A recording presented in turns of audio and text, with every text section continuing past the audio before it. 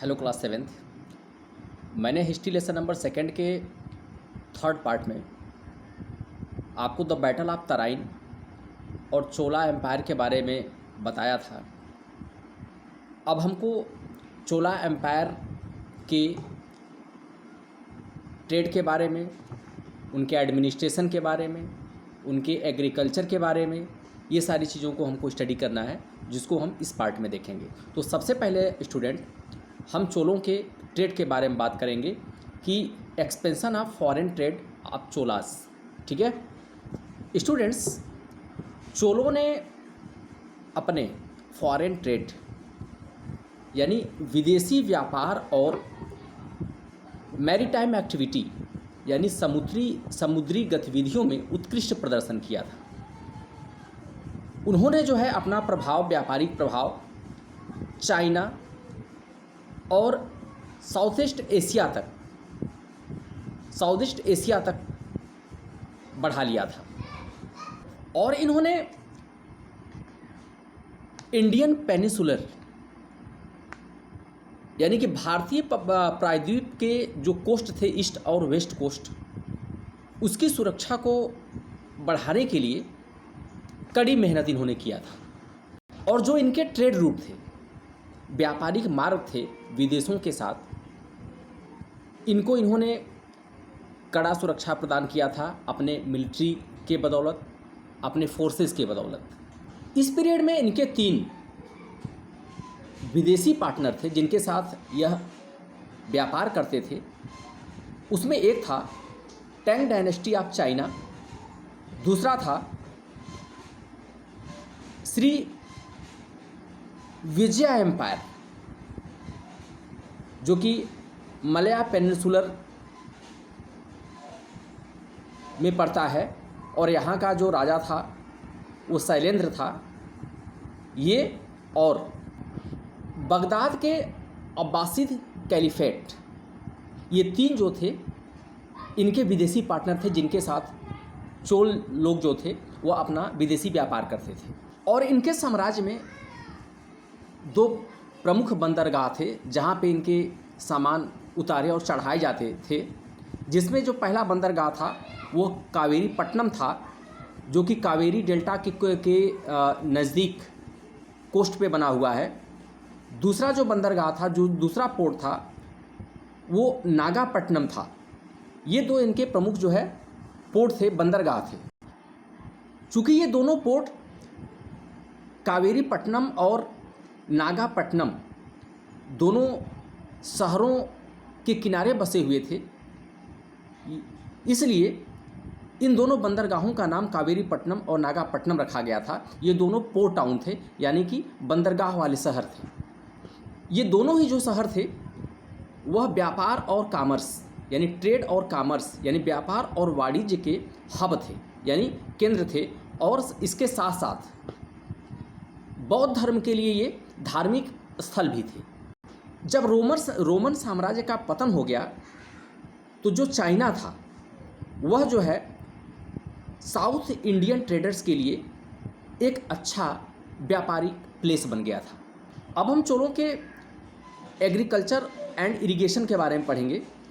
तो स्टूडेंट्स, चोलों ने जो है बहुत सारे टैंक्स का निर्माण कराया था, बहुत सारे टंकियों का निर्माण कराया था, और इससे वह किसानों को खेती करने के लिए, सिंचाई करने के लिए पानी प्रोवाइड कराते थे, वाटर प्रोवाइड कराते थे। इसके अलावा जो कावेरी नदी थी और जो इसके चैनल थे, उनका भी इस्तेमाल कृषि कार्य के लिए, सिंचाई के लिए किया जाता था। चोल डायनेस्टी के समय में जंगलों को काट करके कृषि योग्य भूमि तैयार की गई। चोलों ने अपने समय में लैंड का सर्वे भी किया ताकि जो है टैक्स को फिक्स किया जा सके कि किस भूमि से कितना टैक्स लेना है, कहाँ से ज़्यादा लेना है, कहाँ से कम लेना है। अब हम चोलों के नेचर ऑफ गवर्नमेंट के बारे में पढ़ते हैं कि इनके गवर्नमेंट का नेचर क्या था। चोलों के समय में पहली बार ऐसा था कि संपूर्ण जो दक्षिण भारत था, जो होल साउथ इंडिया था, वह एक गवर्नमेंट के अधीन था, यानी कि एक गवर्नमेंट पूरे साउथ इंडिया को देखता था। और यह गवर्नमेंट पूरे दक्षिण भारत की समस्याओं को सॉल्व करता था और प्रशासन का कार्य देखता था। चोलों ने अपनी पहली राजधानी तंजौर को बनाया था और बाद में इन्होंने अपनी राजधानी जो है गंगईकोंडा चोलापुरम को बना लिया था। कांचीपुरम और मदुरई इनके जो थे वो क्षेत्रीय राजधानियाँ थीं, जहाँ पर के कभी कभार यानी अवसर के हिसाब से यहाँ पे दरबार लगा करता था। आइए अब सेंट्रल एडमिनिस्ट्रेशन ऑफ चोलों के बारे में पढ़ते हैं। Central administration of Cholas. चोलों के समय में राजा को सुप्रीम कमांडर और जनता की भलाई करने वाला माना जाता था और सारे अधिकार राजा के हाथ में होते थे। हालांकि कुछ इम्पॉर्टेंट इश्यूज़ पर अपना एडवाइस देने के लिए, अपना परामर्श देने के लिए मंत्रियों की एक परिषद भी होती थी जो समय समय पर राजा को एडवाइस देती थी, परामर्श देती थी। चोलों ने ह्यूज आर्मी को मेंटेन किया था। एक बहुत बड़ी सेना उनके पास थी जिसमें कि हाथी सहित यानी कि हाथी वाली सेना थी, कैवेलरी यानी घुड़सवार सेना थी और इसके अलावा इन्फेंट्री यानी पैदल सेना भी थी। अर्थात 3 तरह की सेनाएं थी, हाथी सेना, घोड़ा सेना और पैदल सेना। हाँ, इसके अलावा चोलों के पास स्ट्रांग नेवी भी थी, यानी कि एक मजबूत नौसेना थी जिसको इन्होंने साउथ इंडिया का जो कोस्ट का इलाका था वहाँ पे लगा रखा था। इसके अलावा जो बे ऑफ बंगाल था उस किनारे पर भी अपनी नौसेना को इन्होंने लगा रखा था, तैनात कर रखा था। राजा के पास एक पावरफुल ब्यूरोक्रेसी थी जो राजा को उनके प्रशासनिक कार्यों में मदद करती थी। इसके अलावा जो राजा के द्वारा आदेश दिया जाता था उसको कड़ाई से वो पालन करवाती थी। आइए अब प्रोविंशियल एडमिनिस्ट्रेशन ऑफ चोलास पढ़ते हैं। चोलों का जो संपूर्ण साम्राज्य था उसको प्रोविंसेस में बांटा गया था, जिसको कि मंडलम के नाम से जानते थे, जिसका मुखिया रॉयल फैमिली के ही किसी मेंबर को बनाया जाता था, यानी शाही परिवार के ही किसी सदस्य को प्रोविंस का मुखिया बनाया जाता था।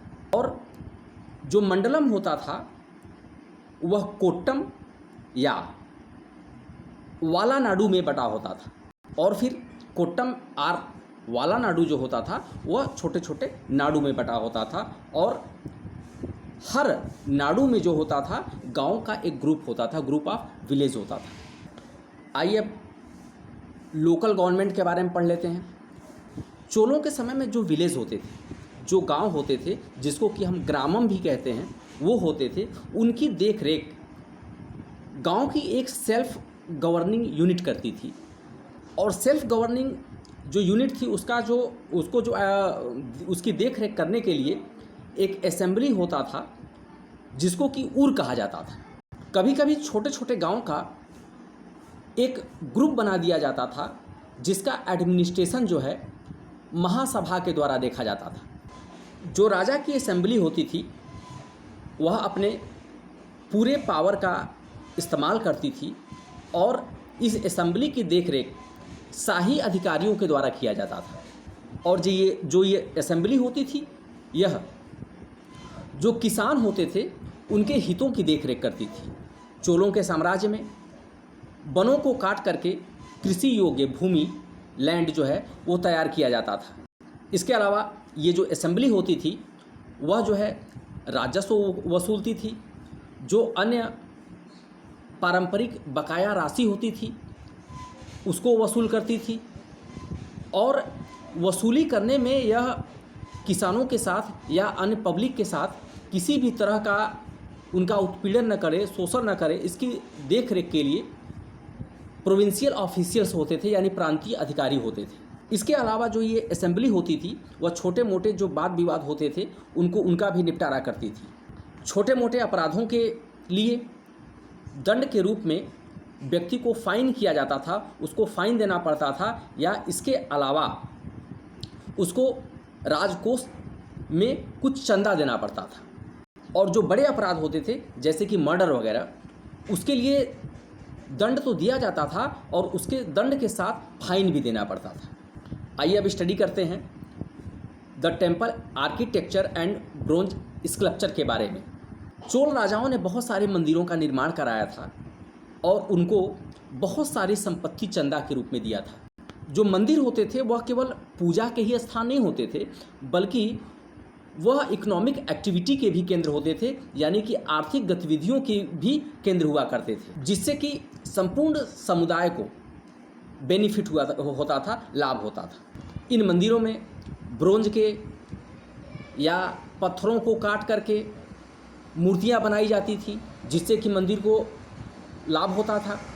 ये जो मंदिर होते थे बहुत सारे लोगों के लिए रोजगार के केंद्र होते थे, जैसे कि इसमें पुजारी रखे जाते थे, गार्लैंड मेकर्स यानी माला बनाने वाले रखे जाते थे, खाना बनाने वाले कुक्स जो होते थे वो रखे जाते थे। इसके अलावा म्यूजिशियन यानी होते थे, संगीतकार होते थे। इन सारे लोगों को मंदिर कैंपस के अंदर जो अनाज पैदा होता था उसी अनाज से इनको भोजन कराया जाता था। मंदिर के लिए जो ज़मीन होती थी वह राजा के द्वारा या धनी व्यापारियों के द्वारा दान दिया जाता था। जो चोल राजा होते थे अपने द्वारा किए गए कार्य, अपने अचीवमेंट को जो है मंदिरों की दीवारों पर खुद करके लिखवाते थे। आइए पढ़ते हैं। Inscription as sources to reconstruct history. तो चोल राजा या उनके जो प्रतिद्वंदी राजा होते थे, जैसे कि पांड्य वंश के राजा, चालुक्य वंश के राजा, इन राजाओं के द्वारा भारी संख्या में जो है स्टोन इंस्क्रिप्शन करवाए गए, यानी कि पत्थरों पे खुदाई करवाया गया इन राजाओं के द्वारा। ये जो खुदाई थे वह चोलों के समय के इतिहास को जानने के लिए महत्वपूर्ण भूमिका निभाते हैं। ये एक बहुत अच्छे स्रोत थे। ये जो इंस्क्रिप्शन की क्वालिटी थी उसे देख करके ये पता चलता है कि चोलों के समय में जो शिक्षा का स्तर था वो कितना अच्छा था, या जो सोसाइटी थी वह कितनी पढ़ी लिखी थी। इन खुदाई में जो शब्द लिखे गए हैं वह चोल राजाओं के दरबार के कवियों के द्वारा लिखे गए हैं, और यह जो है अच्छे क्वालिटी के आर्टिसियन से खुदवाए गए हैं, खुदवा करके लिखवाए गए हैं। यानी जो शब्द थे वो कोट पोएट के थे, लेकिन इसको खुद करके लिखने वाले टैलेंटेड आर्टिसियन हुआ करते थे। तमिलनाडु में एक डिस्ट्रिक्ट है जिसका नाम है चिंगलेपुट डिस्ट्रिक्ट। यहाँ पर एक जगह है उत्तरामेरर। यहाँ से जो इंस्क्रिप्शन मिले हैं वह चोलों के समय में एक सभा गठित की जाती थी, उसके बारे में ये जानकारी देते हैं। ये इंस्क्रिप्शन बताते हैं कि ये जो चोलों के समय में सभा गठित की जाती थी यह एक सेपरेट कमेटी हुआ करती थी, और यह कमेटी जो है वह इरिगेशन वर्क यानी कि सिंचाई के काम, बगीचों और मंदिरों की देखरेख करती थी। ठीक है, तो ये रहा हमारा जो है chapter history lesson number 2 Kings and kingdoms. इसके साथ ये चैप्टर आपका जो है समाप्त हो जाता है। ठीक है, जय हिंद।